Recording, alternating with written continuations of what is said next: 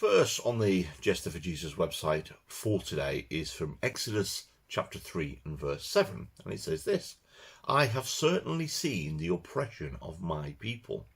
Of course, this is Old Testament. This is what was said when the people who were in Egypt, they'd gone to Egypt as a small group because there was a famine, and it protected them, and they grew as a nation. 400 years later, they were quite numerous, and the Pharaoh put them into oppression and made them slaves and things. And this has been spoken through to Moses, and of course Moses was then instrumental with God in getting them out of Egypt.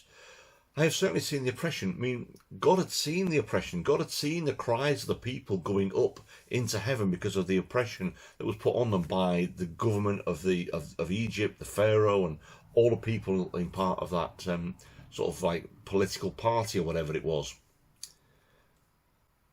God still sees today. God still sees the oppression that people are in. Now, whether it is physical oppression because they're in a country which is not legal to become a Christian, or whether it's some oppression in our own hearts because we have got some burden upon us, some oppression which is like depression. He sees that as well. He says, I've certainly seen it. And what did God desire to do with these people in Egypt is to release them. Release them to what? Freedom. Freedom into their land that had all the things that they needed. And that's exactly what God still wants for us today. He wants us to be free.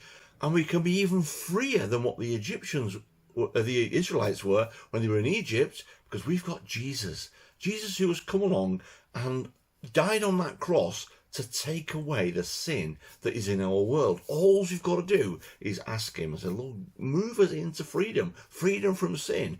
And what's the reward? A land with everything? Our reward is heaven. Our reward is heaven. So there's something to think about as we go into this weekend, and I hope you think I'll have a good day today.